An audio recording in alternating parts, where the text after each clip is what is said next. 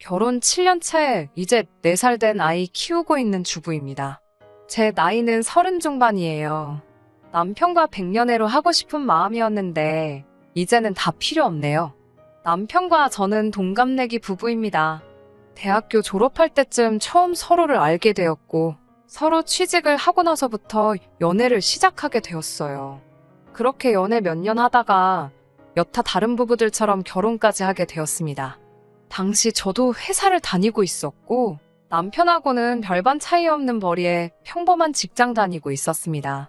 출산 예정일 한 달 전까지 맞벌이 부부로 일했고 아이 태어나고부터는 전업주부 생활하고 있습니다. 남편이 동갑이다 보니 가끔씩 어른스럽지 못한 부분을 볼 때가 많아요.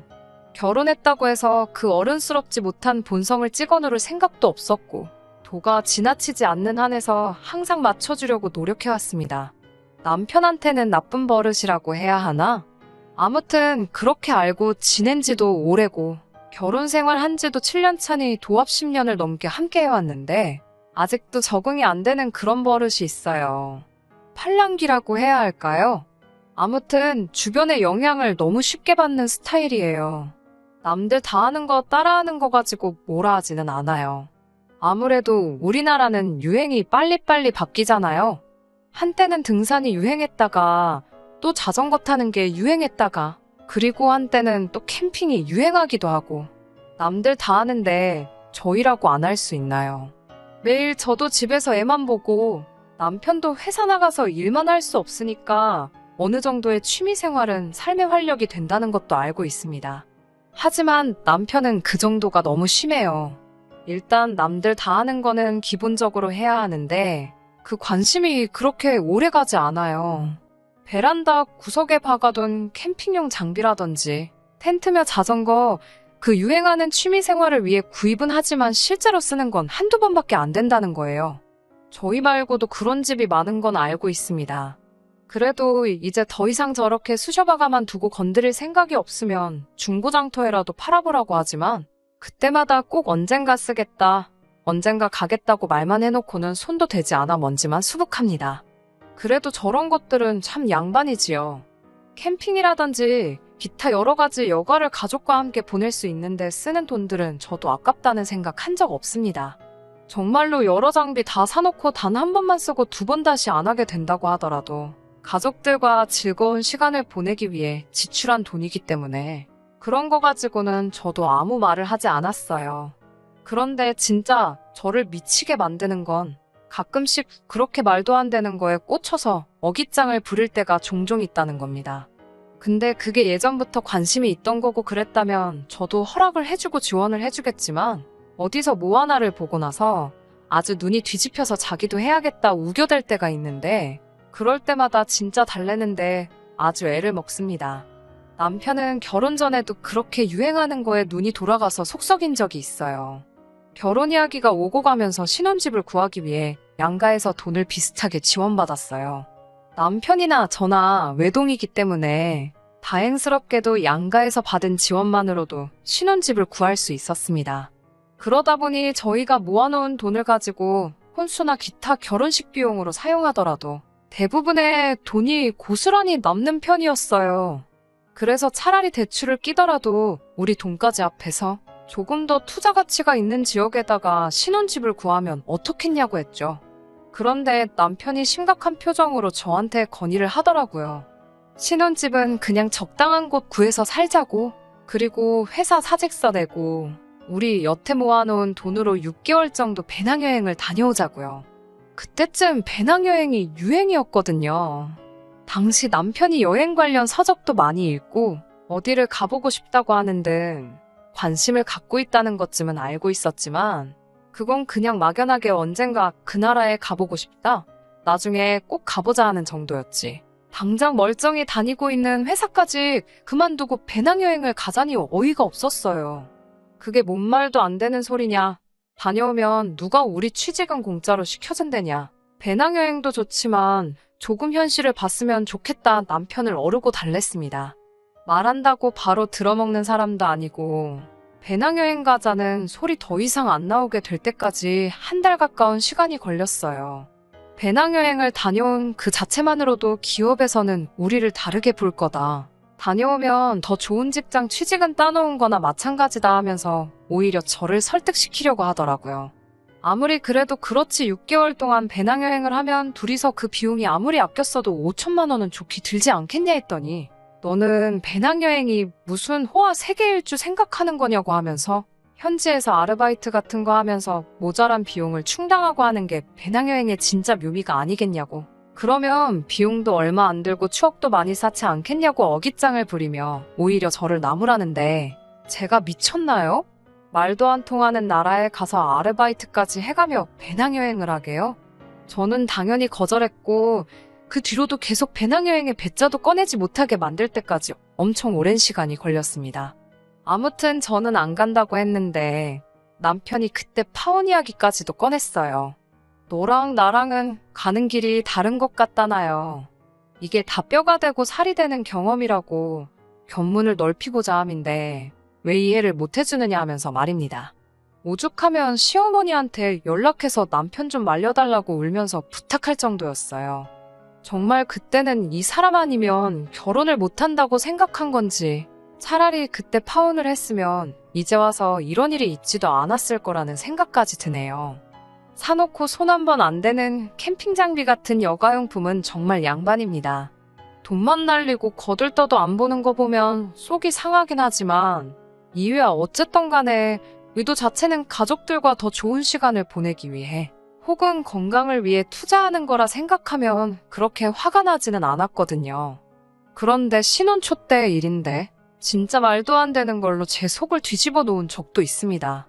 어느 날엔가 남편이 아침에 깨어났더니 출근 준비도 하지 않고 침대에서 다시 자고 있더라고요. 출근 안 할 거냐고 등 떠밀며 깨웠더니 휴가를 냈다고 하는 거예요. 저는 휴가를 냈다고 하길래 월차라도 쓴 건 줄 알고 뭐 어디 몸이 안 좋냐 걱정을 했죠. 그랬더니 월차를 낸 게 아니고 자기 정기휴가를 써버렸다고 하네요. 하루도 남기지 않고 싹 다 써버린 거죠. 여름에 같이 여행 가기로 한 건 어쩌고 제정신이냐고. 빨리 회사 출근해서 휴가 낸 거 취소하라고 아주 난리버거지를 쳤어요. 남편은 그것보다 더 중요한 일이 있어서 그런 거니 이해 좀 해달라고 하더라고요. 마침 제가 출근해야 할 시간이 다 돼서 이야기 마무리 짓지 못하고 출근을 하게 되었습니다. 출근하고도 자꾸 신경이 쓰이고 내일은 회사에 가서 휴가 취소하고 오라고 아무리 연락을 해도 받지를 않았어요. 퇴근하고 집에 들어오니까 맙소사. 아직 결혼 안 한 지 친구들 불러다가 집을 아주 난장판에 만들어놨더군요. 신혼집 리모델링 할 때 꽤 큰 돈 들여서 만든 붙박이장을 뜯어내고 옷방으로 쓰던 방을 개조해서 뭐 집안에다가 무슨 바를 만든 데나 어쩐 데나 하면서 지들끼리 아주 신이 나서 두드려 받고 난리가 났어요. 제정신이냐고 옷방으로 들어갔는데 이미 자기들끼리 필요한 거 다 만들어 놓고 냉장고도 어디서 구했는지 가져다 놓고는 이제 주말마다 술은 우리 집에 와서 마셔야겠다고 낄낄대고 있더라고요. 방 안에 보니까 주류백화점 쇼핑백이 보여서 열어보니 양주를 종류별로 한 20병 정도를 사왔더라고요. 이게 다 뭐냐고 하니까 칵테일을 만들려면 술이 여러 종류가 필요해서 산 거라고 하더라고요. 제가 참다가 양주 산다고 100만 원을 넘게 쓴 영수증을 보니까 더 이상 참을 수가 없어서 소리 빽 지르고 남편 친구들부터 다 집에서 내쫓아버렸어요. 실실대면서 있던 남편 친구들도 제가 소리 지르는 거 보니 이내 겁을 먹고 눈치를 보면서 슬슬 밖으로 나가더라고요. 남편한테는 하루라도 빨리 가서 이 술들 환불해오는 게 신상에 좋을 거라고 내일 퇴근하고 돌아왔는데 이 술들이 아직 집에 있으면 보는 앞에서 술병 하나하나씩 다 깨부숴버릴 거라고 했어요. 남편은 자기가 해놓은 꼴을 보고도 적반하장으로 왜 내가 내 돈 벌어서 취미생활을 하려고 하는데 방해를 하느냐 따지기 시작했습니다. 내가 언제 취미생활을 못하게 했느냐고. 그런데 이건 해도 너무한 거 아니냐 한마디 했어요. 그리고 맨날 소주만 마시던 양반이 언제부터 양주에 취미가 붙었냐고 하니 이제는 자기도 어른이니까 맨날 소주만 마실 수 없지 않느냐면서 이것 좀 보라고 말하며 인터넷으로 뭘 하나 보여주더라고요. 동영상은 여자인 제가 딱 보기에도 남자가 눈 돌아갈 만한 취미 생활들을 전문적으로 다루는 동영상 채널이더라고요. 어두컴컴한 방 안에 포인트 조명을 넣어서 정말 멋들어지게 영화에나 나올 법한 바를 하나 만들어 놓고 양주를 한 잔씩 종류별로 리뷰해주거나 칵테일을 종류별로 어떻게 만드는지 상세하게 나와 있는 채널이었어요. 그 채널이 잘못한 게 아니죠. 또 어쩌다 저런 거 몇 개 보고서는 눈이 획 돌아가서 자기도 저걸 집에다가 똑같이 만들겠다고 내게 상의도 없이 휴가까지 내고 집안 살림까지 때려부숴가며 저 몰래 이렇게 하는 남편이 문제였어요. 그리고 언제부터 양주 마시는 게 자기 취미였다고 팔자에도 없는 취미 생활을 또 시작한 거죠. 아무튼 안 된다고. 이런 거 할 거면 결혼을 하지 말았어야지. 왜 부부가 같이 사는 집에다가 술집을 차리려고 하냐 했더니 입이 대빨 나와가지고는 제가 주말에 브런치 먹자고 와플 기계랑 커피 머신 산 거랑 뭐가 다르냐며 따지고 들더라고요. 똑같은 건 또 뭐냐고. 제발 좀 제정신 차리라고. 와플이나 커피는 우리가 우리 결혼 생활을 위해 사용하는 물건인데 집에 친구들 불러서 놀 생각에 집에다가 바를 만드는 거하고 어떻게 똑같을 수가 있냐고 따지니 저도 같이 양주를 마시면 공동을 위한 지출인 거나 마찬가지 아니냐고 하길래 너는 내가 술을 언제 마셨다고 양주 마시는 게 공동의 취미가 될 수 있겠냐고 하니 거품을 물며 기세등등하던 모습은 온데간데 없고 찍소리도 못하더군요. 아무튼 좋은 말로 할 때 친구들 다시 불러서 붙박이장도 다시 설치해놓고 집 난장판 만들어 놓은 거 다 치워놓고 이 값비싼 양주들도 다 환불해오라고 했습니다. 결국 남편은 휴가 다 써버린 걸 취소도 못해서 그렇게 그해 여름에는 어디 여행도 가지를 못했어요. 그나마 다행이라고 생각했던 건 그때 그렇게 한번 크게 내지른 덕분인지 그 뒤에는 저런 허튼 짓은 따로 안 하고 조용히 있더라고요. 양주는 환불했는데 한 병은 꼭 자기가 마셔보고 싶었던 술이라면서 끝까지 환불을 안 했어요. 그러고선 한 잔 마시고 취향이 안 맞았는지 아직도 저희 집 장식장 구석에서 한 잔 먹은 그대로 모셔두고 있습니다. 입에도 맞지 않는 양주 가지고 집에 바를 만드네 어쩌네 해놓고서는 술은 역시 소주라면서 그 뒤로 양주를 입에도 댄 적이 없어요. 물론 그러는 와중에 건강을 위해 자전거를 타겠다 하면서 자전거며 장비들 사는데 큰돈 들이고 그런 일은 있었지만 말 그대로 자전거 타는 게 건강을 위해라면 나쁘지 않겠다 싶어서 허락해줬어요. 정확하게 저를 이해시킬 수 있는 부분에 대해서는 저도 크게 반대하지 않고 저희 가계부가 허락하는 한에서는 남편도 건강한 취미생활 즐길 수 있게 저도 물심양면 지원해줬습니다.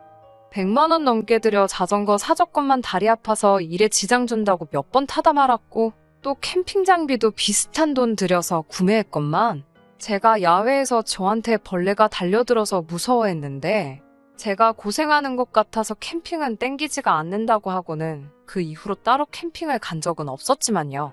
남들 다 하는데 돈 아깝다고 못하고 하는 게 무조건 좋은 것만도 아니라고 생각하고 제 스스로 현모양처라고 자부하기는 그렇지만 그래도 최대한 일에서 받는 스트레스를 풀 수 있는 여건을 만들어주기 위해 노력 많이 했다고 생각합니다. 그렇게 저는 아이를 갖게 되고 아이 태어나면서부터는 회사 그만두고 집에서 아이 돌보며 남편이 벌어다주는 돈 관리하고 가게 꾸리고 살림하고 그렇게 별 탈 없이 평범하게 살고 있었습니다. 남편도 책임감이 생긴 건지 어줍잖은 취미생활 이야기는 남들 다 하는 거 말고는 딱히 말을 먼저 꺼낸 적이 없었어요. 그리고 얼마 전 일이네요. 주말 저녁에 술이 땡긴다는 남편을 위해서 이것저것 안주거리 할 만한 것들을 시키고 남편은 소주, 저는 무알콜 맥주에서 아이와 함께 같이 웃고 떠들면서 화기애애한 시간을 보내고 있었어요. 탁 트인 캠핑장 아니어도 집안일, 가족일 회사 이야기나 시사 문제 같이 이것저것 시시콜콜 대화를 나누는 것만도 즐겁더라고요.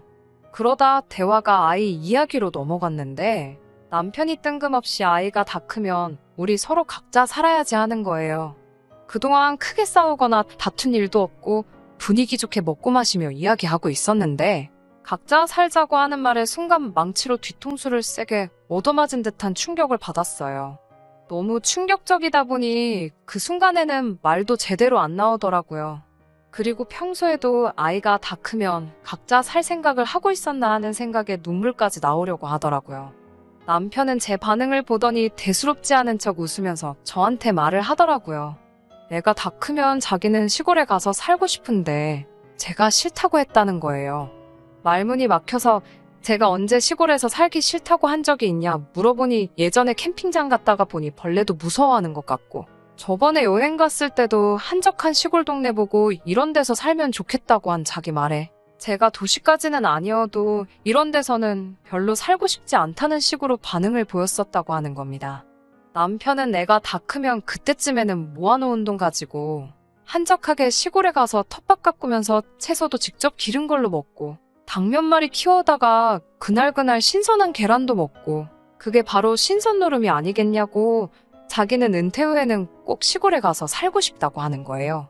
물론 시골 가서 살자고 해도 제가 거절했겠지만 그래도 저랑은 상의 한마디도 없이 제 의사 따위는 물어보지 않고 벌써 노후에 애 독립시키고 자기는 저랑도 떨어져서 혼자서 살겠다는 생각을 했다는 게 참 그렇더라고요.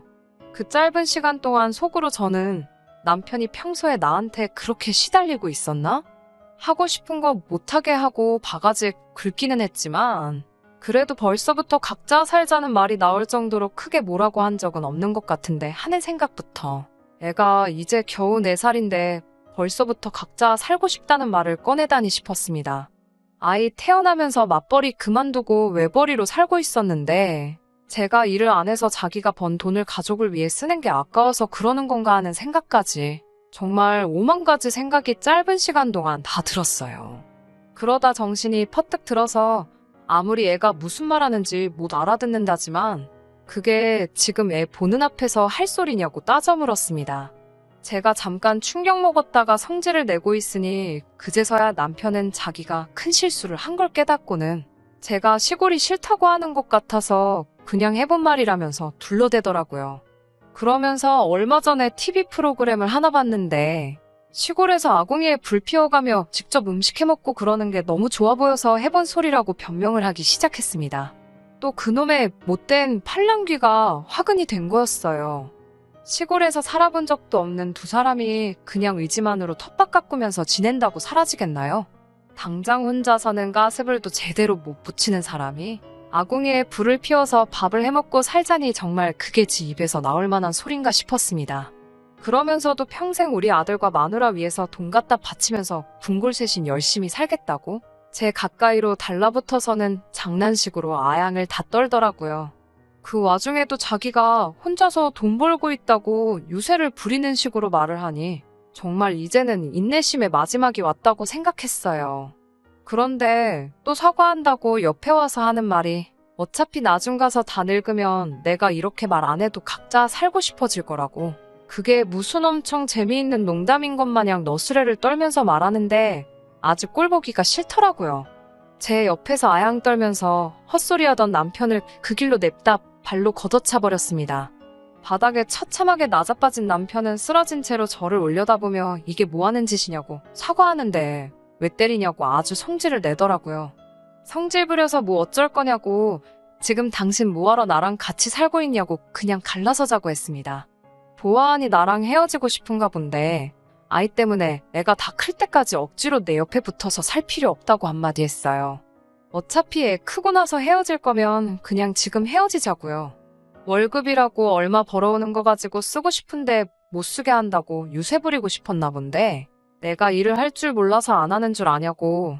아이도 이제 어린이집에 보낼 수 있고 이미 오래전부터 친정어머니께서 아이 돌봐줄 테니 복직하고 싶으면 복직하라는 말씀도 하셨다고 말해줬고 먼저 있던 직장에서도 저한테 가끔씩 연락이 오고 있다는 사실까지도 말해줬습니다. 너 없다고 애랑 내가 굶어 죽을 줄 아냐고.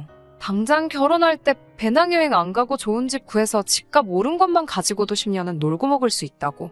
재산분할 똑같이 반씩 나눠줄 테니까 애 다 클 때까지 오래 기다릴 것도 없고 그냥 지금 당장 이혼하자고 했습니다. 이혼하자고 꺼낸 저의 말에 남편은 손이발이 되도록 싹싹 빌었지만 저도 매번 이런 식으로 남편이 뭐 하나에 꽂힐 때마다 계속 이렇게 시달려야 한다는 생각을 하니 더 이상 참을 수 없었습니다. 한두 번도 아니고 쓸데없는 거에 꽂히면 제가 뜯어말려서 제정신 차리게 만들 수는 있지만 그 과정에서 정신적으로 소비하는 감정이 감당 못할 만큼 커져버렸어요.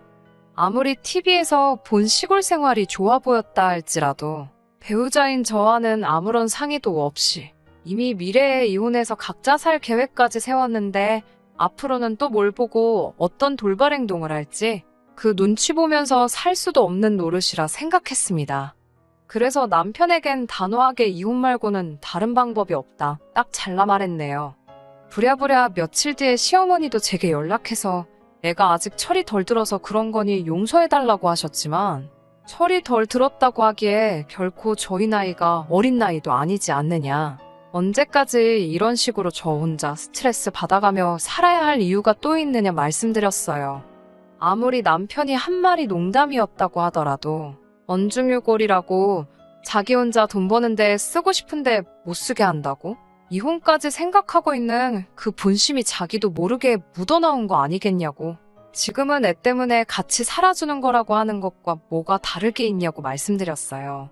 시어머니도 제 말에 틀린 말 하나 없는 거 아시는지 아무 말도 못 하셨지만 그래도 자기 아들 걱정에 이혼하라는 말만큼은 못 하시더라고요. 그래도 저는 이미 마음을 굳힌 상태라 시어머니 설득에도 그냥 이혼 진행했습니다. 반반 결혼하기는 했지만 지금 집은 남편 말대로 배낭여행 다녀왔으면 사지도 못할 집이었으니 법원에서 청구하는 만큼만 남편 몫으로 해주기로 하고 제가 갖기로 했어요. 이혼 과정에서 친정어머니께서 상주하시며 아이를 돌봐주셨고 저는 다시 취직을 할 수 있었고요. 다행스럽게도 양육권 또한 제가 가져올 수 있었습니다. 남편은 아이가 다 클 때까지 양육비를 지급해 주어야 했고요. 남편도 분명 행복할 거예요. 이제 자기가 하고 싶은 쓸데없는 거 전부 다 해도 하지 말라는 사람도 없고 잔소리하는 사람도 없을 테니까요. 아니면 일찍부터 평생의 소원인 귀농을 준비해도 되겠네요. 무슨 일이 되었든 항상 도가 지나치지 않고 적당히 하는 게 중요한 게 아닐까 하는 생각이에요. 제가 다른 사람을 또 만날 거라는 기대는 없지만 적어도 다음에 누군가를 만난다면 적당한 선을 지킬 줄 아는지부터 봐야 할 것 같아요. 끝까지 들어주셔서 감사합니다. 오늘의 사연은 여기까지입니다. 구독과 좋아요, 알람 설정 부탁드리고 더 좋은 사연으로 다시 찾아뵙겠습니다. 감사합니다.